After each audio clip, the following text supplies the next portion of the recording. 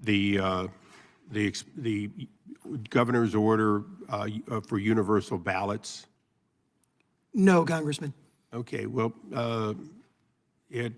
oddly enough, I was the plaintiff.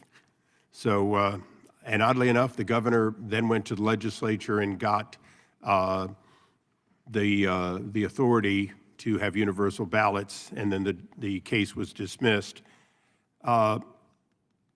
Isn't part of free speech or the First Amendment the right of redress?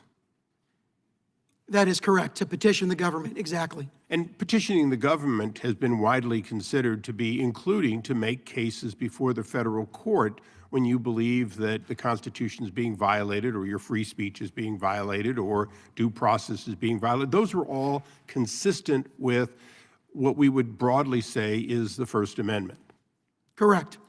And for the record, the First Amendment is incredibly short. And if we read it in its purest sense, you would say that Congress shall make no laws respecting. And that because it only says Congress, that it doesn't apply to anyone else.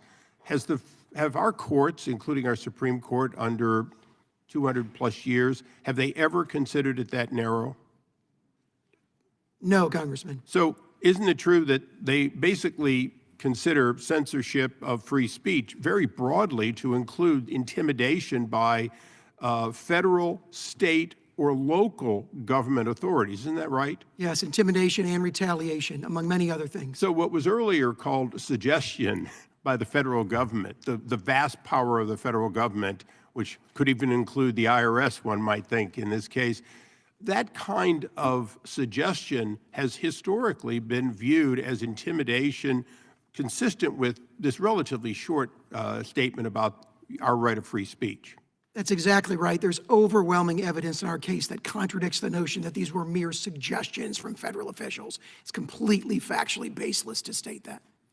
So you earlier testified that the vast majority of this was one-sided and came from government officials who wanted to take down things which disagreed with the government in place at that time, which happened to be the government of Joe Biden, correct? Correct. So what we really have here is something similar to historically Nixon v. the IRS, if you remember that era, and that's not the actual case name, but what you have is the power of the executive branch being used to reduce the opposition or the redress or the free speech or the communication of people who might disagree with what was being put out by the executive branch, which happened to be a Democrat president.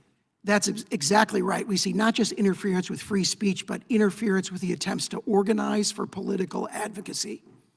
Now, is this an opinion, or are these indisputable facts based on the literally millions of events? Yeah, the evidence is overwhelming, and we've submitted extensive evidence to the subcommittee. So what we're dealing with here is tangible evidence that the other side of the aisle seems to want to talk around about the changing of what would have been public opinion if public opinion were freely allowed to occur without intervention by the federal government and, candidly, agents on behalf of them, including private entities that were paid to be part of this program. That's correct, and you do see a concerted effort to change the subject. So I would like to use the remainder of my time to give you an opportunity to speak to some of the personal attacks that were just made on you, if I could. Very briefly, I would note that all the questions that came from the other side there were misleading in the way they were characterized. They mislead my involvement. There's no suggestion that anything I did was before the 2020 election was inappropriate or involved a misuse of state resources. I categorically deny that. It is false. That is misinformation. However, I recognize the member's right to say misinformation because you know what? That's protected by the First Amendment, contrary to what Mr. Seligman is suggesting in his testimony. Well, I very much appreciate it, and hopefully we will return to the debate that allows both sides to speak without having personal attacks on their character, and I yield back. Gentleman, time expired. The gentleman from Virginia. Truth hurts. Truth hurts.